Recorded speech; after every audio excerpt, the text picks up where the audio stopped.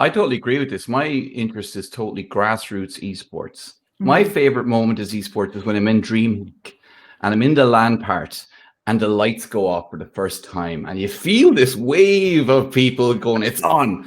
And that to me, it just gives me shivers even thinking about it right now. And that for me is esports. For me is esports when I go out to Phoenix Blue here in Shepping, and they're all playing. There's a few playing Smash Brothers in the tournament, and then they kick my ass, of course. But you know, that's still esports. I'm losing. I'm the worst player there, but I'm experiencing it, and it's fun, and everyone's nice. And you know, you're absolutely right. Esports, we focus on the top professional level when it's really in across all society. It's in schools here in Sweden. I have friends who are high school coaches who are delivering it as part of physical education. You know, it's increasingly pervasive and so much a part of our life that, you know, and just talking about education, you have another project, and I really want to know about this. You have a project, you presented a paper at the University of California Irvine Esports Conference, and you're preparing the journal article now, and it's about esports educational programs. So what can you tell us about that? Yeah, so I did some research with Joey Gariziak from Shenandoah University and Nico Bessomes from University of Paris, and I've been collecting a list, an inventory of academic esports degree programs around the world for 2 years, and so what we've been looking at is the proliferation of when these programs started and how really in 2018 it's just really starting to increase, particularly in the US, of the numbers of programs around the world. So back in May 2020, the Staffordshire University in England, somebody in their marketing department on Twitter posted, which this is a university that has an esports degree program. They posted a tweet, on Twitter. It says, "Soon, working in esports will require a university degree." All right. Twitter went off on that. In particular, somebody retweeted with the quote, Decay, and he wrote, "The F it will. I will battle until death against people who claim this BS. GTFO, delete this now." And that that tweet got 1.2 thousand likes. It got, so the industry is definitely very skeptical of the value of an esports degree. So then the response to that, if you know an esports reporter, Adam Fitch, he then interviewed a Staffordshire University esports student, and then it sort of took off from there. And so it really seems like there's a disconnect between a lot of people in the esports industry and then what these degrees are all about. And that's what we want to write this paper about, and to show, what are the components of these? What are the courses being offered in there? Are they valuable? And so in 2018, Becker College, which is right near where Stephanie is now, they were the first esports degree program in the US. Staffordshire in 2018 was the first esports degree program in the UK. Kajani University, and I might be mispronouncing that. You can let me know, Brian. In Finland was the first in their university. But what's less known is in 2004, Danube University Krems in Austria had a Master of Science in Esports and Competitive Computer Gaming. That no longer exists, but that was the first that we found. 2007, Chanam Techno University in South Korea had an esports 2-year degree program. 2016 in Finland, they started a 1-year esports performance focused, sort of like a technical associate's level degree. And so really since then, they have been starting to increase these other types of programs. There's now even esports education consulting companies that are starting to pop up, and I just saw a new one today. So we found so far over 75 esports degree programs around the world. When we put them on a map, what's really interesting on the United States, they are all clustered where, Stephanie? In the east. In the northeast. In the northeast, yeah. There's not one that's lower than Virginia, and there's not one farther than Michigan. They're all up in the northeast, which is really weird. I guess it's word of mouth, or I'm not quite sure what the total reasoning for that is. But let me give you some of the more statistics and information about these. So we did not include esports, game design degrees, because those have been around for a long time and we didn't want to confuse the two. So these are all degree programs that have esports in the title. And when you look at that, we came across 72 programs. And since we presented this 2 weeks ago, and since then I've found a few more programs, but not many. 29 bachelor's degree programs, 13 master's degrees, 6 technical diplomas, and then 24 certificates or minors around the world. 44% of them had a esports management focus, and then about 18% had esports business in the title, and then from there the lesser common areas were communication, performance, and coaching. And so that's sort of what we've been looking at, and it's really interesting to see how this growth is continuing to move in that direction. When we tried to then quantify with the quality of these programs. And so the only way we could one way that we're doing that is we looked at the curriculum that's being offered, and some of the websites don't provide the whole course listings of the programs. But when they did, we looked at the number of courses, or what you might call outside the US modules, that had esports in the title. And for the bachelor's degrees, the average number of esports specific courses was 7 across 22 different bachelor's degree programs. The range, though, was 3 to 15. So what I'm saying is that there's a program out there that you can get a bachelor's degree in esports and finish that degree with only taking 3 courses that have esports in the title. And so let me further elaborate what I mean by that. So there's a new esports management graduate certificate at a university in the US. They have a master's degree in sport management, okay? So then they created a class called Introduction to Esports. They created a new graduate certificate that's like 15 credits. They took 4 courses from their master's degree in sport management. They added the Intro to Esports course, and now all of a sudden they've got a graduate certificate in the esports management. So we surmise as researchers that they've got one course that talks about esports and all these other courses that talk about sport management, and hopefully you make the connection, and now you know everything you need to know about esports. And so for this, you can get a bachelor's degree in esports and depending upon which program you're in, only take 3 courses that have esports in the title. I'm assuming that this is going into a marketing journal, because to me it sounds like an awful lot of these programs are marketing programs. A marketing committee, what can we do? Let's make 3 courses, add it to this, shuffle it up, and we'll go and tap into this market. Oh, look where Steph lives as well. They're all competing against each other. Yes. Hey, look what they're doing. Let's do the same. Yes. They're all in the Northeast. And that's where, especially in the US, they're scrambling for, we don't want to fire faculty. So how can we get the faculty who'd have low enrolled courses more teaching opportunities? And so, another area is who's teaching these courses. Do they have any esports experience?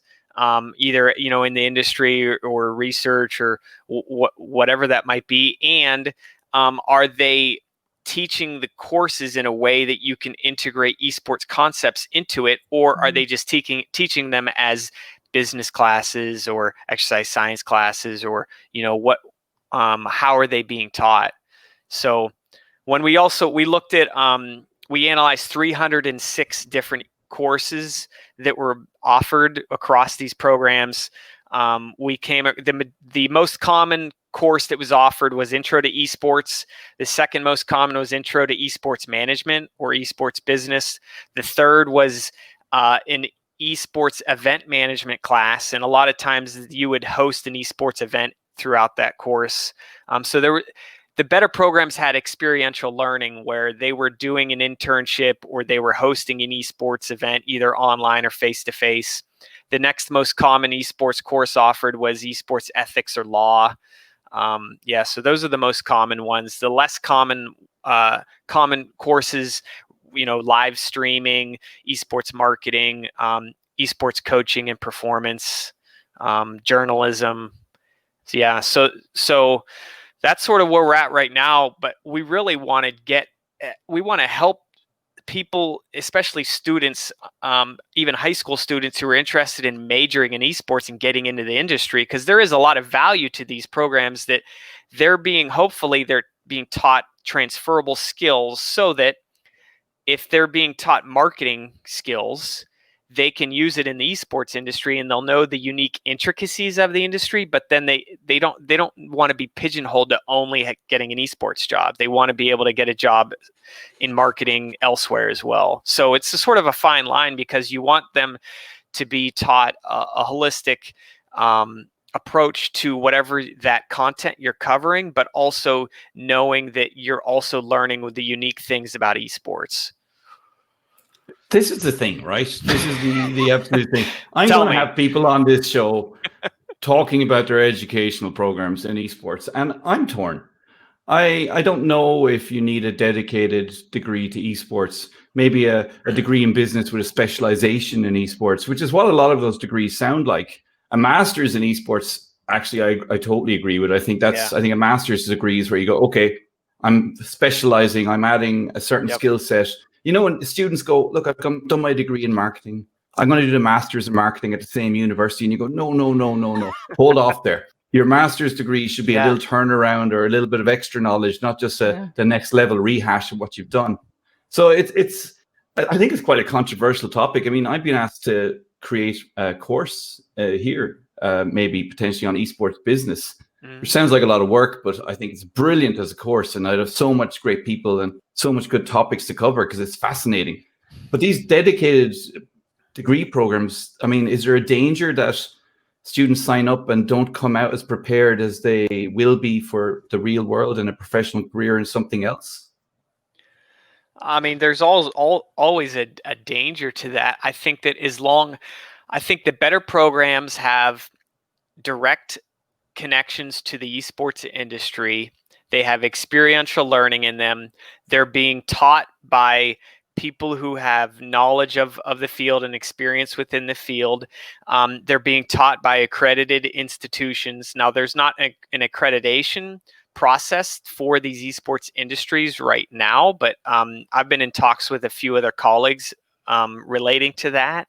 And I agree with you. I think that the graduate level where you can get your base knowledge on whichever area of the industry is your main focus, whether it's journalism or communication or marketing or exercise science, and then you focus on esports at the graduate level is even better. That's what you're seeing, a lot more graduate certificates being offered now as compared to full-blown master's degrees. But the other unique thing is most of these programs are face-to-face. Now, this is pre-COVID, but I think that as things progress, more of these programs will be offered completely online, but the majority of them are all face-to-face at this point, other than the certificate programs.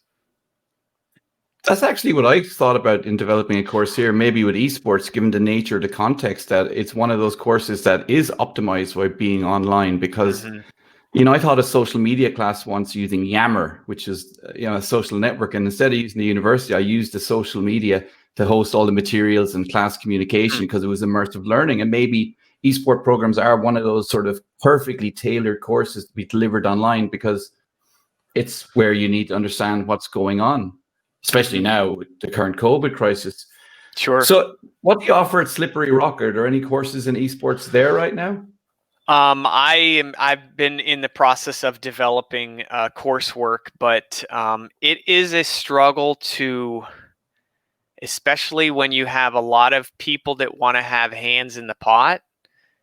For example, where's the program housed? Is it housed in exercise science? Is it housed in the communication department? Is it housed in marketing? So the College of Business? Is it housed in computer science? And so then when you start to offer coursework, people are going to be, well, I think that this department should be teaching that class.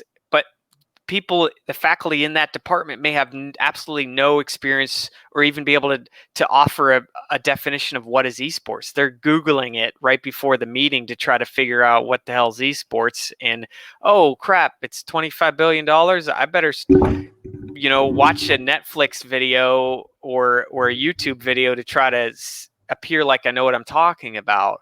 So my point is that there's a lot of red tape to particularly at public institutions where you have curriculum committees to have approvals and several layers of approval, where at every level you have multiple people looking at what's being proposed, and then they want to give their opinion, and all of that stalls the process of moving it forward. I'm sure Stephanie knows exactly what I'm talking about because I see her shaking her head quite a bit. Sorry, I've been like itching in my seat for like the last 10 minutes, like, oh my God, because this has been like my life for the last 3 years.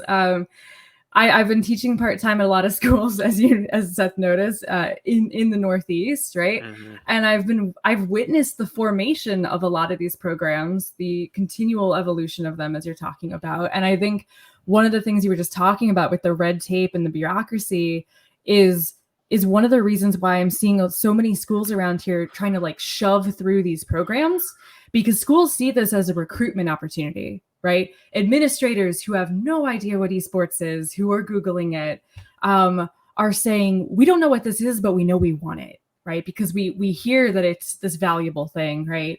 And, because of that, they want to shove through these programs through an approval process as quickly as possible. And that's why I think we're seeing so much of what Seth was describing earlier about the, faculty members who don't necessarily have a background in esports themselves. Like, I have talked to faculty members who talk about Googling what esports is, like the semester before they're assigned to teach a course that they didn't ask for. They're like, I'm a marketing professor and I've been asked to teach esports marketing. It's unfair to the students because they don't know what they should be looking at when they're and I can understand one course here or there, and if it's like a minor, but if you're coming to an institution where you're wanting to get a degree in esports, you better have some strong experience in esports for the people who are teaching the majority of the classes. Especially considering how much students here pay for those degrees. For sure, yeah, and that's what I think. So it's starting to stall a little bit with the progression of it, potentially because now all these universities are really hesitant to start new programs. If they think that it's going to increase enrollment, that's the bottom line, then they're going to do it. But they want to do it with expending the least amount of resources possible. So they would rather have somebody who is a couple years from retirement, but they've been teaching for 30 years and they are, we'll stick with marketing. They have a lot of marketing experience, but maybe no esports experience. They'd rather let that person teach the class than they would hire an adjunct for $3,000 to $6,000, depending upon what your school pays, who's maybe been in the industry for 5 years and is even like a CEO or a former pro player or somebody who is work at an esports org adjunct it, because then they're saving a little bit of cash.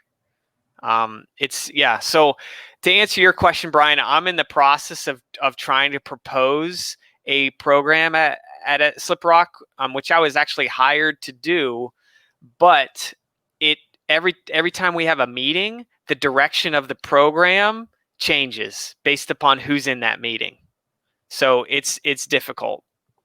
Okay, well, we won't let you keep bitching about your own university every second. I'll just stop you there so you don't get in trouble. No, Stop, guys, stop.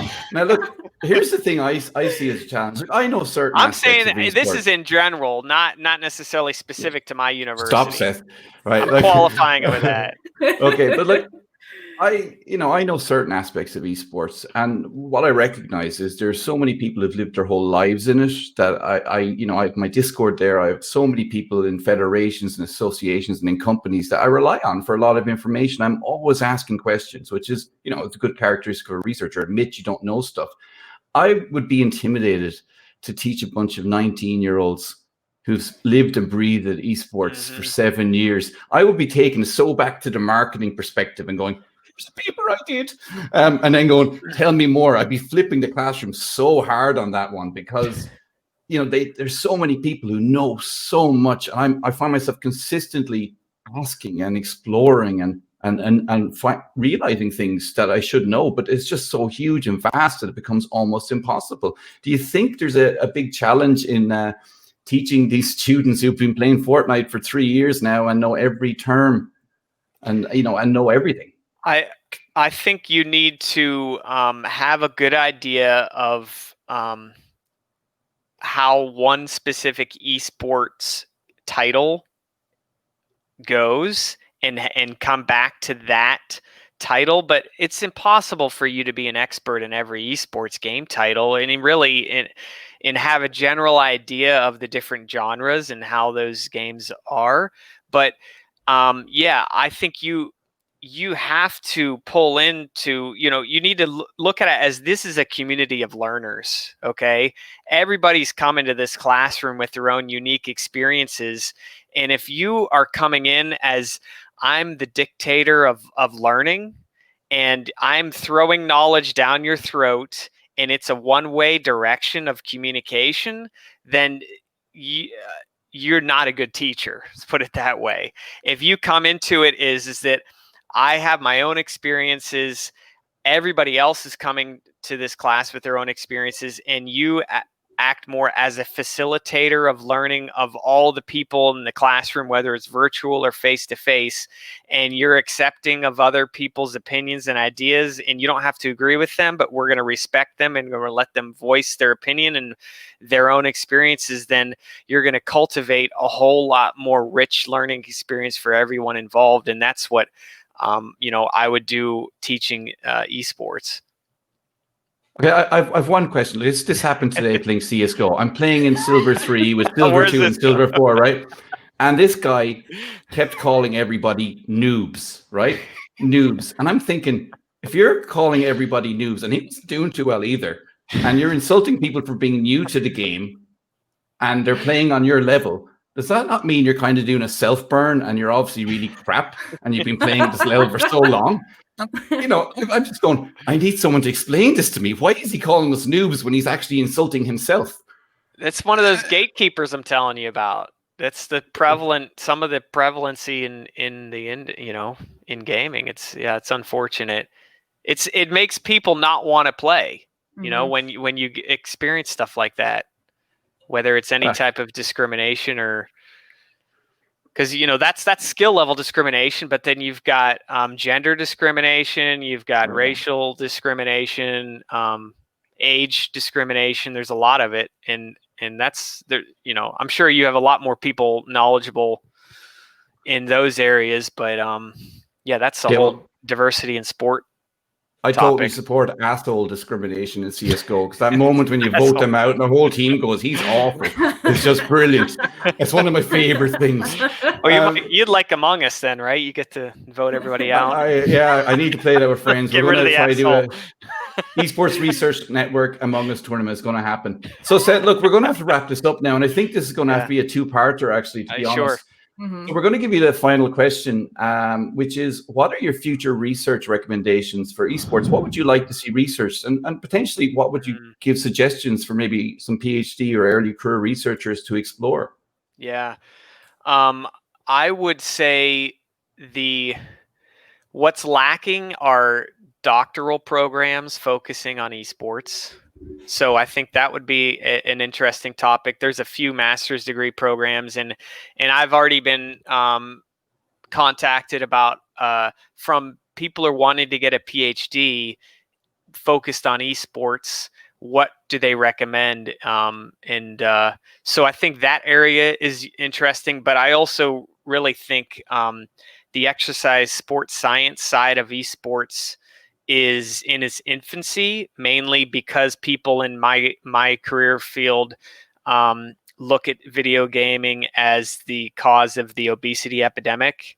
And certainly screen time is a reason for that, but that's why research is needed to educate people who are, whether you're watching TV or you're sitting and playing a video game, what are things that we can do to be more healthy through a holistic lifestyle. And so I think those two areas would be great to have more focus on, higher level education, as well as exercise and sports science and esports and performance. Solid. Well, Seth, thanks so much for taking the time to be with us today. This was really great. I think we covered a lot of ground. Like Brian said, we're going to have to divide this into 2 awesome episodes, I think, but that's great. So thanks so much again for being here. And we'll be sure to include all of Seth's relevant contact info, a link to the articles we were talking about below this video that you can check out afterwards. So Seth, thanks so much again for being here. All right. Thanks for the invitation. Take care. Oh, and thanks for the paper again. It's 25 billion. You're dead right.